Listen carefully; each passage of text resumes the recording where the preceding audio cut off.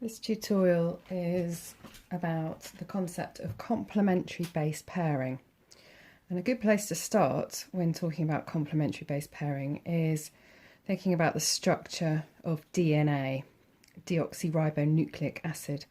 So I've drawn a little picture of a DNA molecule, and we can see that the DNA molecule is made up of nucleotides, as all nucleic acids are. Here's one nucleotide, I've put a circle around it. It has a phosphate group, a sugar, and the sugar, because this is DNA, is deoxyribose, and a base.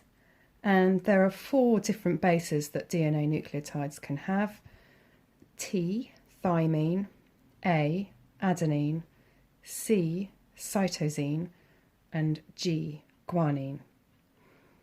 The nucleotides, the individual nucleotides, join together to form a polynucleotide. And this is just a long chain of nucleotides joined together. And we can see that the nucleotides are joined between the sugar of one nucleotide and the phosphate of another. There we go, sugar, phosphate, sugar, phosphate, sugar, phosphate, to form a very, very strong sugar-phosphate backbone. And the bond that forms between the sugar and the phosphate is called a phosphodiester bond.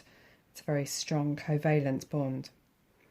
So DNA has 2 strands like this. There's one, and there's the other one.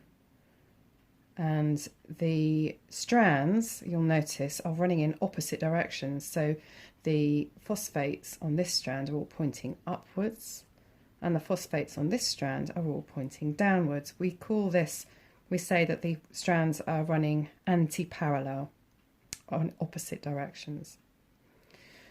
We know that DNA is a double-stranded molecule, which means it consists of these 2 strands held together. And the way that they're held together is by hydrogen bonds between the complementary bases. So this is where the complementary base pairing bit comes in. So you can see that in this example, the complementary bases are T and A on opposite nucleotides. T has a complementary shape to A, so it has a shape that fits in with A, and C has a complementary shape to G. We say we could talk about them having complementary shapes. We could talk about the molecular structure of these bases. So A and G, I've drawn them to be slightly bigger here.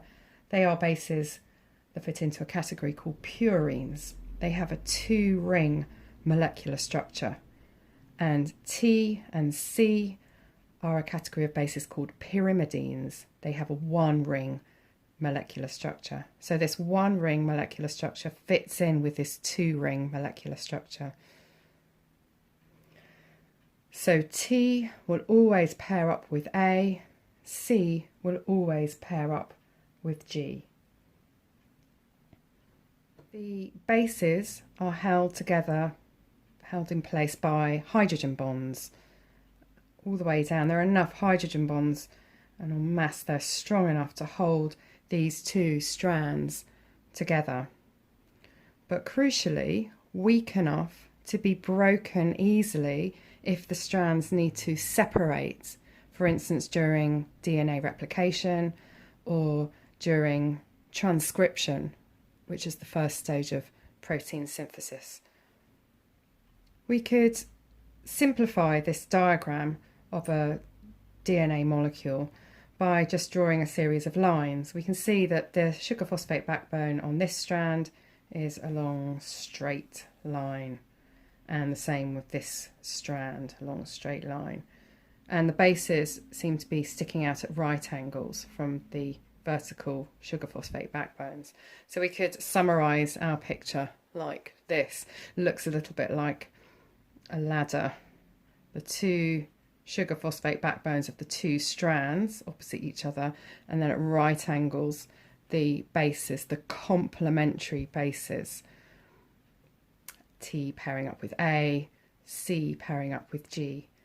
And there are hydrogen bonds between the complementary bases that are holding the strands in place. 2 hydrogen bonds between the T and the A, 3 hydrogen bonds between the C and the G. So this is DNA, and DNA is a nucleic acid, but it's not the only nucleic acid. RNA is also a nucleic acid, and RNA is also built up of nucleotides.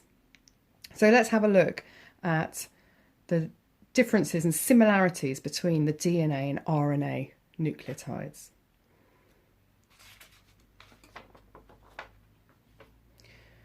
Both nucleotides are made up of 3 components: a phosphate, a sugar, and a base.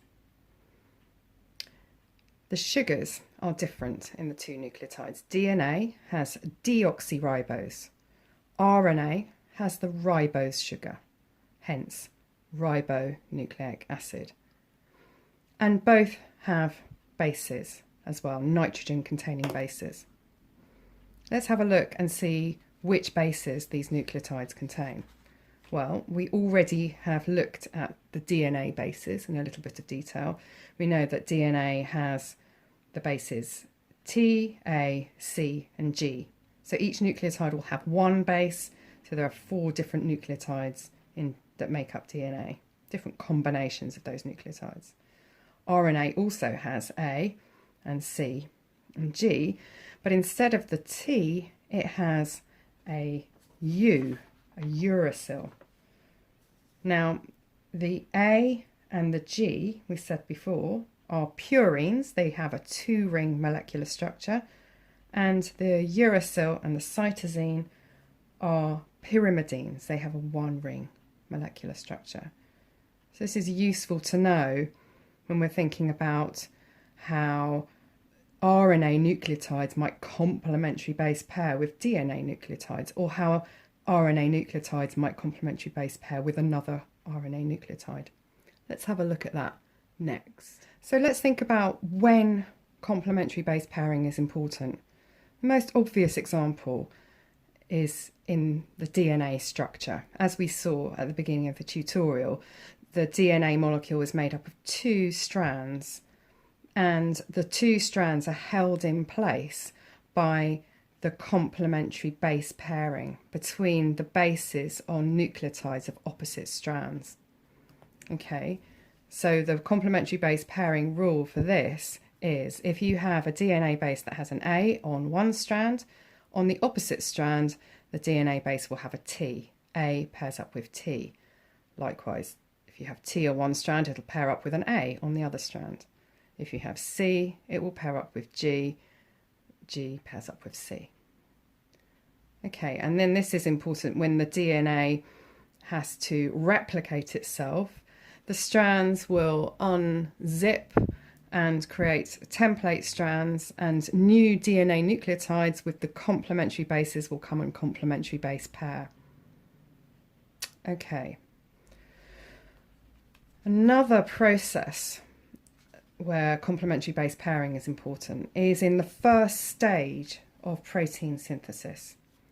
So in transcription, the DNA coding strand, that's the one that carries the code for a particular gene, is transcribed into mRNA. It's copied into an mRNA base sequence. And this is so that the mRNA can fit through the nuclear pore, out of the nucleus, and go to the ribosome, where it's translated.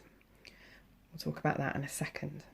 But what happens here is the DNA has to separate. The hydrogen bonds between the complementary bases on the 2 DNA strands break, and it makes these bases available, these DNA bases available. And so the RNA nucleotides can come in complementary base pair with the DNA nucleotides. So let's have a think about what the complementary base pairing rule is for this.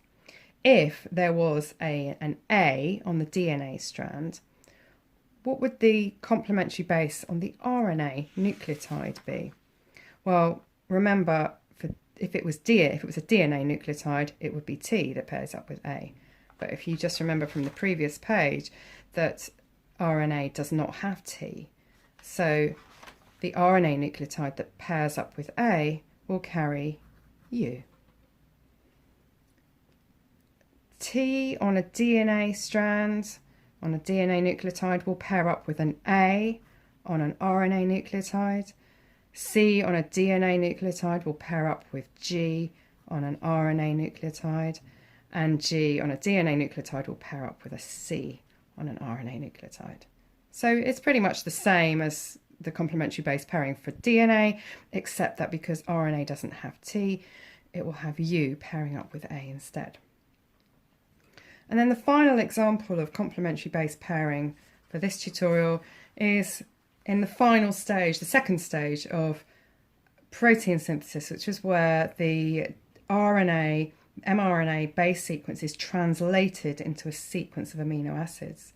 So every 3 bases on the mRNA is called a codon, and that's able to complementary base pair with 3 bases on the tRNA called an anticodon.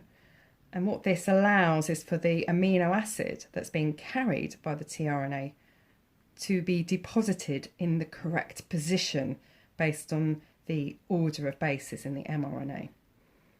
So what we have here is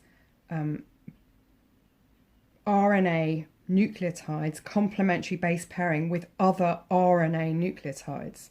So the rule here is that if you had an A on mRNA, which we have in this codon here, the complementary tRNA base would be U.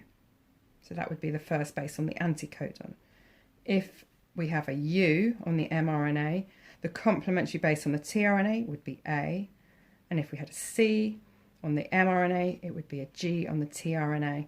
And if we had a G on the mRNA, it would be a C on the tRNA.